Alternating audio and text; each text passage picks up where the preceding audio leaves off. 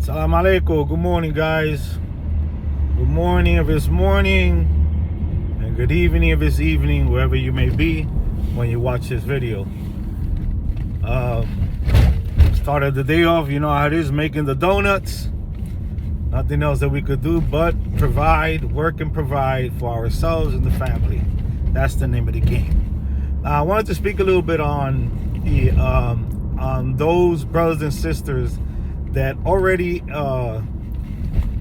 have a community, meaning that they already belong to an Enzo, a community, a Kanda. But being in a Kanda and being in a community, they tend to still go out and ask other people or other religious leaders of the things that they have received from the Enzo, from the Tata or Yayas. I'm gonna give you a quick explanation why you should not do that.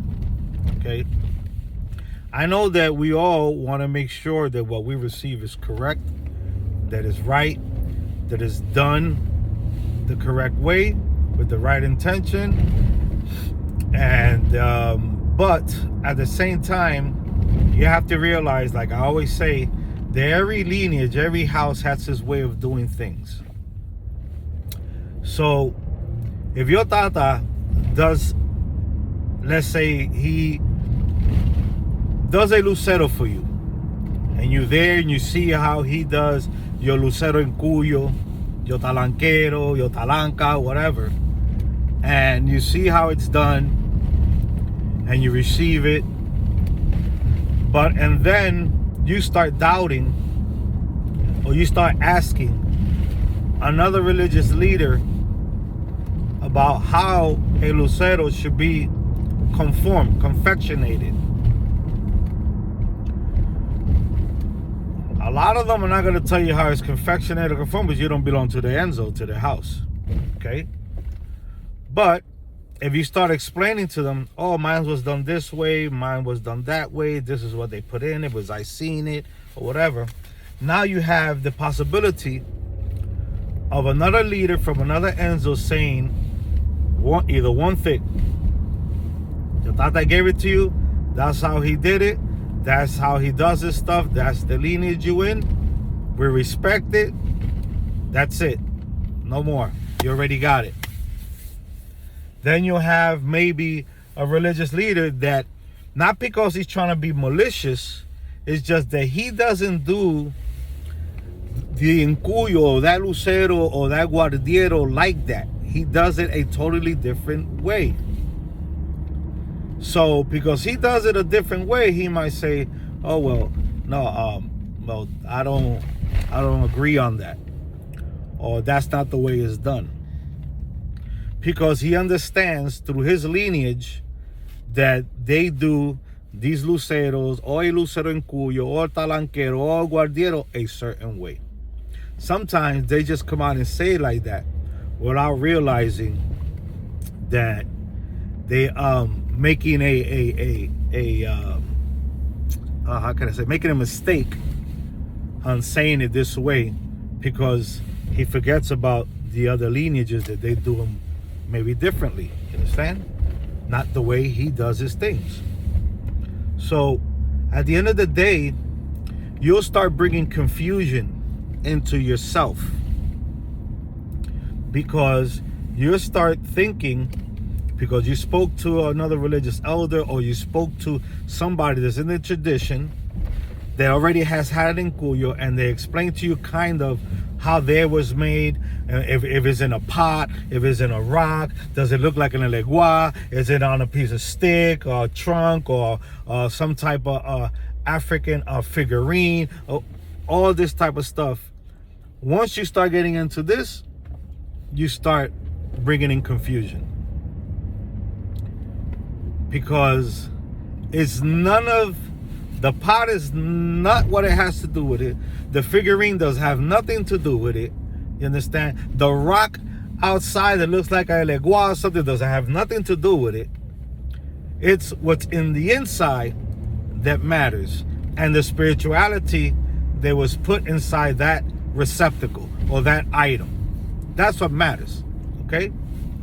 So you want to be able not to bring these doubts into your mind and asking too much things to others, thinking that if yours doesn't look that way, then you have something that's not right, or yours is done incorrect, and so on and so forth. So whatever house we belong to, Enzo, let's hold that house up high, because once you start bringing that yourself down and doubting, you start making the house look doubtful. You start making the other brothers and sisters look doubtful. You start making the tatas, the yayas from that house look doubtful. And that brings a bad name to that Enzo and to that religious leader or leaders. And we don't want to do this stuff. This is what we don't want to do. Let's respect the houses that we belong to and respect the way these houses do their things. As long as what we receive works, that's what we have to worry about. That what we got works, it resolves what we needed to resolve, it does what it needs to do, and the presence is felt, and it is what it is. Other than that, we shouldn't be doing anything else and just learning quietly, picking up from here, there, but just having it here. That's all. Because if your house doesn't do that, then you shouldn't be doing that. The day you have your own house, and you become a Yayankisi or a Tatankisi, and you start practicing Nkisi Malongo on your own, you being the leader of your house, then any changes that you do, it's you. You are the one that does those changes. You understand? And we're not talking about changes being sancochos. We're talking about things that religious leaders do. They change a little bit because of their spirituality and because the Mfumbe, that Nkisi, gives them that indication to do this way for this particular person. Okay? So let's be mindful. Let's keep the kanda up, the community up, and nothing else, guys. It was just a quick video explaining to you guys what we should do, what we should not do if we belong to a kanda, and questions and the things we shouldn't be asking or shouldn't be comparing. My email address is w3kin1973@gmail.com. If you have any questions, comments, video suggestions, greatly appreciate it, because it will give me the opportunity to work and research if I have to and put out a short video on that suggestion. Have a great day. Be safe.